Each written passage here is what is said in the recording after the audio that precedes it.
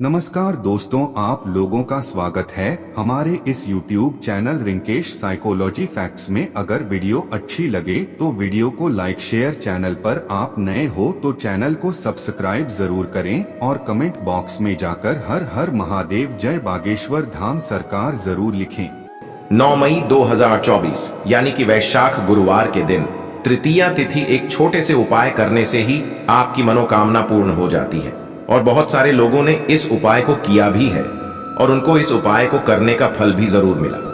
अगर आप लोग भी इस उपाय को 9 मई 2024 यानी कि वैशाख गुरुवार तृतीया तिथि के दिन करना चाहते हैं तो आप इस उपाय को पहले अच्छे से समझ लेना, सुन लेना, उसके बाद करना। ना आपको इस उपाय का फल जरूर मिलेगा और इस उपाय को कर लेने से आपके घर में चाहे किसी भी प्रकार की दुख और समस्या क्यों न चल रही हो, आपको उसका कारण भी नहीं पता है कि भाई ये समस्या किस कारण से चल रही है।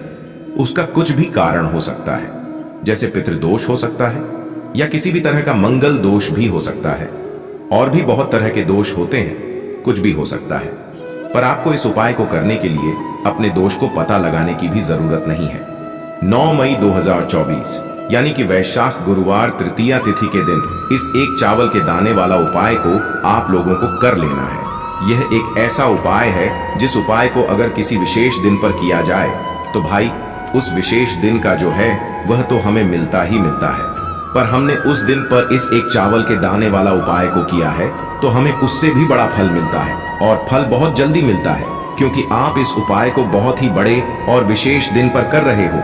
क्योंकि 9 मई 2024 यानी कि वैशाख गुरुवार तृतीया तिथि के दिन तृतीया तिथि बहुत ही ज्यादा बड़ा होता है।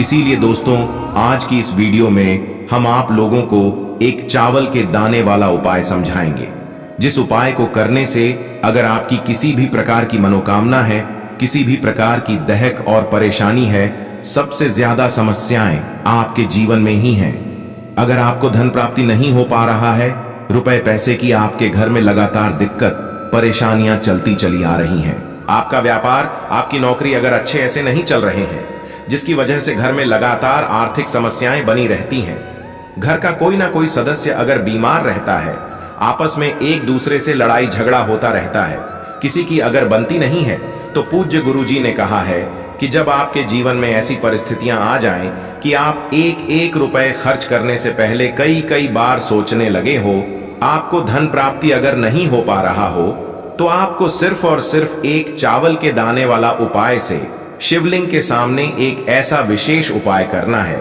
जो आपकी इन सारी समस्याओं को सिर्फ 21 दिन के अंदर ही समाप्त कर देगा। तो चलिए जानते हैं इन विशेष उपायों के बारे में। लेकिन उससे पहले जो भी मेरे भाई, मेरी प्यारी बहनें आज चैनल पर पहली बार आए हैं या मेरी आवाज आज पहली बार सुन रहे हैं, अगर आप भी महादेव के सच्चे भक्त हैं तो वीडियो को लाइक और चैनल को सब्सक्राइब जरूर कर लें। दोस्तों, अब उसके बाद में दोस्तों, ये वाला जो उपाय है ये किसको करना है, तो देखो, घर का जो बड़ा और मुख्य सदस्य होगा उसी व्यक्ति को यह वाला उपाय करना है। अब वह बड़ा व्यक्ति मुख्य रूप से घर की माताएं बहनें होंगी तो ज्यादा बेहतर होगा।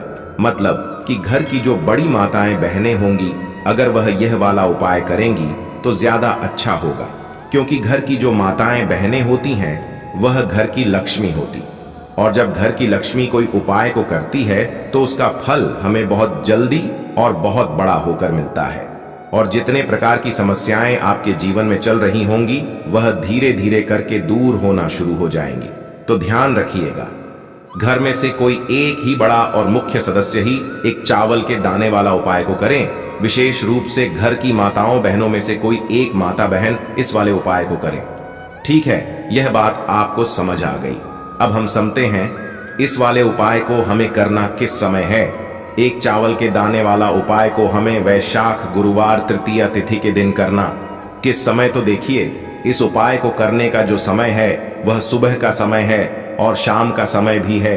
अब देखिए, यहाँ पर हम मुख्य रूप से सुबह का समय नहीं बोलेंगे, क्योंकि देखिए वैशाख के महीने का वैशाख गुरुवार तृतीया तिथि, और आप सभी लोग जानते हैं गुरुवार के दिन का, वैशाख के महीने का वैशाख गुरुवार तृतीया तिथि, मतलब शाम का जो समय वह होता है ना, इस दिन भगवान शिव जी का सबसे प्रिय दिन होता है। तो आप लोग इस एक चावल के दाने वाला उपाय को सुबह के समय भी कर सकते हो और शाम के समय प्रदोष काल में भी कर सकते हो। सुबह के समय अगर कर रहे हो तो 11 बजे तक भी अगर उपाय करोगे तो भी आपको उपाय का फल मिलेगा। वहीं अगर शाम के समय कर रहे हो तो इस दिन जरूर शाम के समय का ध्यान रखना कि शाम के 6 बजे से लेकर 7 बजे के बीच में अगर आप इस उपाय को कर सकते हो तो बिल्कुल कर लेना, पूरी कोशिश करना।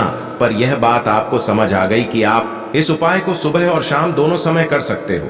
मतलब करना आपको एक ही समय है, घर में से किसी एक ही बड़े व्यक्ति को करना है, पर एक ही बार इस उपाय को करना है, दोनों समय नहीं करना है। आपको जो समय अच्छा लगे आप उस समय पर इस वाले उपाय को कर सकते हैं। देखिए, इस वीडियो में हम लोग पूज्य गुरु जी द्वारा बताए गए 3 बेहद खास और अचूक उपायों के बारे में बात करेंगे। इनमें से जो भी उपाय आपके लिए सरल हो, आसान हो, वो आप अपनी सुविधा अनुसार कर सकते हैं। चलिए अब बात करते हैं पूज्य गुरु जी द्वारा बताए गए अपने पहले खास उपाय के बारे में। आपको एक लोटा जल ले लेना है। लोटा आप तांबे का ले लीजिएगा और जल हमेशा की तरह अपने घर के किचन से आपको ले लेना है। फिर इसी के साथ आपको ले लेना है सिर्फ एक चावल का दाना। अब जो भी आप चावल का दाना लेंगे वो कहीं से भी टूटा खंडित नहीं होना चाहिए, चावल का दाना पूर्ण होना चाहिए। फिर इसी के साथ आपको ले लेना है एक बेलपत्र। बेलपत्र अगर आपके पास में नहीं है तो शिवलिंग के ऊपर छड़ी हुई बेलपत्र को उठाकर इसे जल से आप शुद्ध करके आप फिर से इसका इस्तेमाल शिवलिंग पर कर सकते हैं। बस आपको ध्यान रखना है कि बेलपत्र कहीं से भी कटी फटी टूटी खंडित नहीं होनी चाहिए। और इसी के साथ अगर बेलपत्र के आखिर में डंडी या ठुटगा है तो उसे भी आपको तोड़ करके अलग कर लेना है। फिर सबसे आखिर में आपको लेना है थोड़ा सा पीला चंदन। अगर आपके घर में पीला चंदन पाउडर फॉर्म में है तो आप उसे ले लीजिए, या फिर अगर आपके घर में पीले चंदन की लकड़ी है तो उसे घिस कर उससे पीला चंदन आप निकाल सकते हैं। अब ये सारी सामग्री लेकर के आपको पहुंच जाना है शिवालय। पूज्य गुरु जी ने कहा है कि यह उपाय आप शाम को प्रदोष काल के दिन अगर करते हैं तो यह आपके लिए अति उत्तम रहेगा। यानी कि आप इस उपाय को शाम को प्रदोष काल के समय कर लीजिए। और अगर शाम को प्रदोष काल में आपके पास में समय टाइम नहीं है तो फिर आप इस उपाय को प्रदोष के दिन आप सुबह प्रातः काल में भी कर सकते हैं। शिवालय पहुंचने के बाद सबसे पहले आप जो एक बेलपत्र अपने साथ लेकर गए हैं उस बेलपत्र की सबसे आगे वाली पत्ती पर, यानी कि सबसे बड़ी वाली जो पत्ती होती है ऊपर, उस पत्ती में आपको चिकनी साइड में इस पीले चंदन को अच्छी तरीके से लगा देना है। बेलपत्र की सबसे आगे वाली पत्ती में आपको इस चंदन को लगा देना है। फिर इसके बाद आप जो एक चावल का दाना लेकर गए हैं वो इसी पत्ती के ऊपर आपको चिपका देना है। अब यह बेलपत्र आपको शिवलिंग के ऊपर समर्पित कर देना है। ये बेलपत्र समर्पित करते हुए आप इस बात का ध्यान रखेंगे कि बेलपत्र की डंडी का हिस्सा जलाधारी की तरफ रहेगा और बेलपत्र की चिकनी साइड, यानी कि जिस तरफ आपने पीला चंदन और चावल लगाया हुआ है वो साइड शिवलिंग में टच करेगा, शिवलिंग में स्पर्श करेगा। बेलपत्र रखते समय आपके जीवन में जो भी संकट है, जो भी कष्ट है, जो भी परेशानी है, तो उस समस्या को दूर करने के लिए आप महादेव जी से प्रार्थना कर लेंगे। और यह एक बेलपत्र आपको शिवलिंग के ऊपर समर्पित कर देना है। इसके बाद आप जो एक लोटा जल लेकर गए हैं उस जल को आप धीरे धीरे शिवलिंग पर समर्पित करते जाएंगे इसी बेलपत्र के ऊपर, और लगातार श्री शिवाय नमस्तुभ्यम या ओम नमः शिवाय मंत्र का स्मरण करते जाएंगे। पूज्य गुरु जी ने कहा है कि अगर हम महादेव जी के सामने यह विशेष उपाय करते हैं तो हम आपको यकीन दिलाते हैं कि आपके जीवन से सारी समस्याओं का अंत मात्र 1 माह में होना शुरू हो जाएगा। अब इसके बाद बात करते हैं पूज्य गुरु जी द्वारा बताए गए अपने दूसरे खास उपाय के बारे में। देखिए, इस उपाय को उन लोगों को करना है जिनके शरीर में कोई भारी रोग हो गया है, कोई बीमारी हो गई है। उनकी बीमारी अगर दूर ही नहीं हो रही है, डॉक्टर को दिखाकर अगर दवाइयां लगातार खा करके भी वो परेशान हो चुके हैं लेकिन उनका रोग ठीक होने का नाम ही नहीं ले रहा है, तो ऐसे लोगों को ये उपाय जरूर करना है।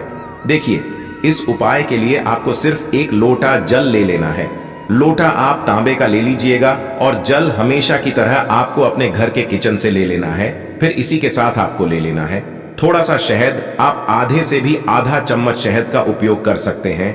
अब ये दोनों सामग्री लेकर आपको पहुंच जाना है।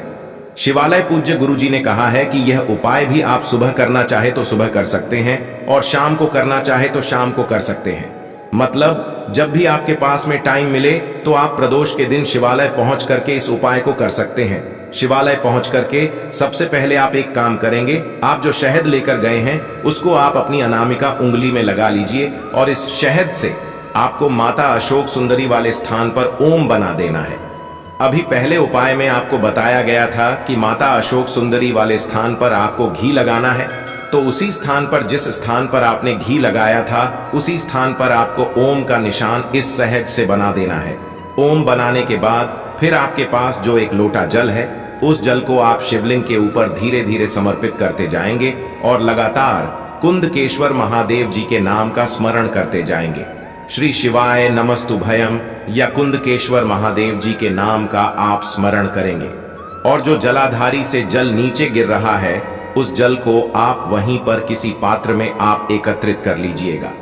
पूज्य गुरु जी कहते हैं कि जब भी हमें रोग मुक्ति के लिए या बीमारी से मुक्ति पाने के लिए अगर हम कोई शिवलिंग पर उपाय करते हैं तो हम कुंदकेश्वर महादेव जी के नाम का स्मरण करते हैं, क्योंकि कुंदकेश्वर महादेव जी की कृपा से हमारे शरीर की या फिर हमारे घर के सदस्य के शरीर में जो बीमारी हो गई है वो बहुत ही शीघ्रता से समाप्त हो जाती है।